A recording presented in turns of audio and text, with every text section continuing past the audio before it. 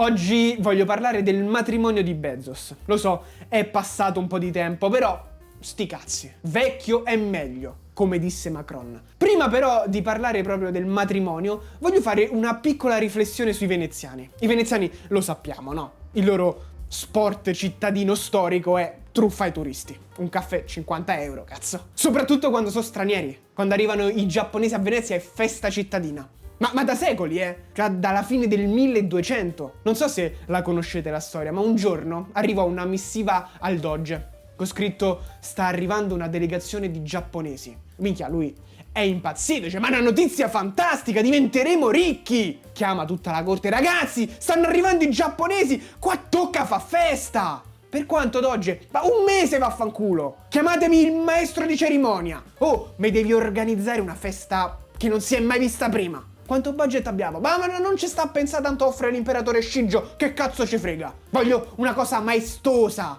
Ci devono essere bandiere, maschere, carri giganti! La chiamerò Carnevale! Ma perché Carnevale? Beh, perché a Carnevale ogni scherzo vale! E cosa sono le truffe se non dei prank monetari? Da quel giorno a Venezia c'è l'usanza di truffare i turisti. Infatti quando ho letto che Bezos voleva affittarla, ho pensato, vabbè, mo gli chiedono 20 miliardi. Gli costa più il giro in gondola che quello nello spazio. Poi sono andato a vedere 30 milioni. Oh, veneziani! Ma io non vi riconosco più! 30 milioni per Venezia! Una delle città più belle del pianeta! 30 milioni li vale quella merda di Berlino, non Venezia! Vi state rammollendo, Avete perso quel tocco magico nella truffa! Mi sa che dovete fare un corso d'aggiornamento a Napoli. Comunque, chiusa la parentesi su Venezia. Bezos. Ora, al netto è giusto, non è giusto affittare una città. Cosa che comunque in caso non è colpa di Bezos, è colpa di chi ha accettato, no? Lui ha chiesto, ci ha provato e quello gli ha detto sì. Ma al netto di questo, a me questo matrimonio è sembrato tanto un pretesto per dargli contro, perché lui è il capitalista cattivo. Se fosse stato il matrimonio di Greta Thunberg, nessuno gli avrebbe rotto il cazzo. A lui invece no, perché è ricco e ci sta sulle palle. Oh, ma questo ha rivoluzionato il mondo. Se c'è uno che merita di essere ricco è proprio Bezos. Vogliamo rompere le palle a uno ricco? Perfetto, ci sto. Rompiamole a Emanuele Filiberto. Quello ha avuto culo. Famiglia ricca. Zero meriti. I Savoia sono rientrati dall'esilio nel 2002. La prima cosa che ha fatto? Ballando con le stelle. Poi, visto che non era contento, ci ha donato un duetto a Sanremo con Pupo. Roba da dire, senti coso, torna in esilio, va? Tuo nonno ha intrallazzato col duce, tu con Pupo, è molto peggio! Vattene via! Non te lo meriti questo paese! Vai in quella merda di Berlino! Rompiamo le palle a lui, non a Bezos, che ci ha stramigliorato la vita! A tutti, perché l'ha migliorata a tutti! Nessuno oggi rinuncerebbe ad Amazon. Se adesso vi dicessi, potete scegliere. Vi tenete Amazon o debellate la malaria dal Chad e salvate migliaia di bambini? Ma voi ve ne freghereste dei bambini del Chad? Li sfanculereste tutti, in ordine alfabetico, da Babbo a Zubungu.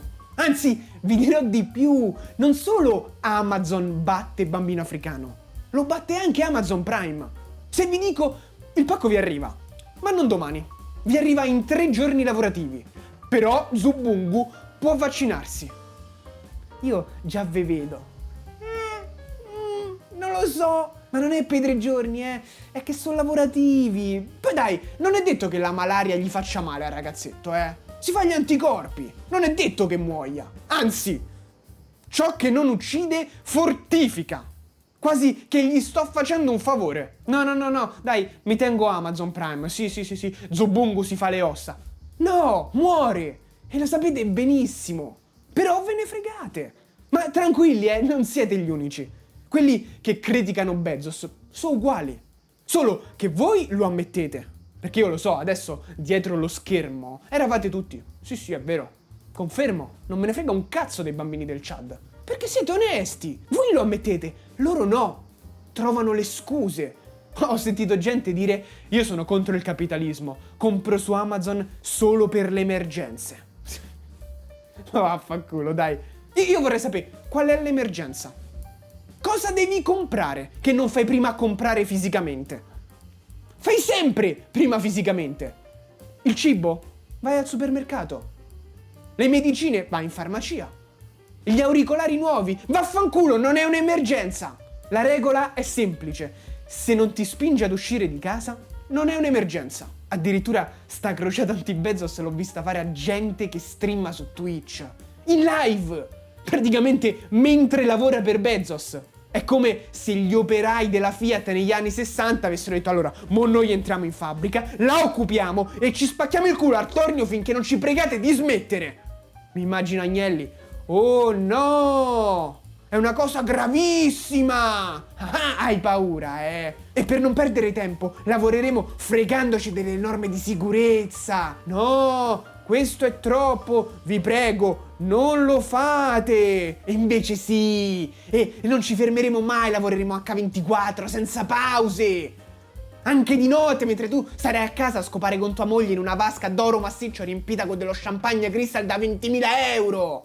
Paura, eh! Ottima strategia, veramente. Fatica come uno stronzo e arricchisci il tuo nemico. Strano che non ci abbia pensato Sun Tzu. Se questi sono i comunisti di oggi, sarà fiero Che Guevara, che vedevo di. Quello ha attraversato l'America Latina per fare la rivoluzione. Questi vanno manca a Euronix. Io ogni volta che questi acquistano su internet me li immagino tipo dramma da telenovelas argentina. Por Dios, mi si son rotte le AirPods. Mi vita è in peligro. Devo comprare su Amazon. Apri carrello. Bezos, pendejo, che tu sia maledetto. Procedi all'ordine. Zobungu, perdonami. A questa ora. Bezos, hai vinto la battaglia, ma non vincerai la guerra. Rosalinda, dov'è la mia spada? Ora, io non lo so se il capitalismo è il modello migliore o se ci sta qualche modello più desiderabile.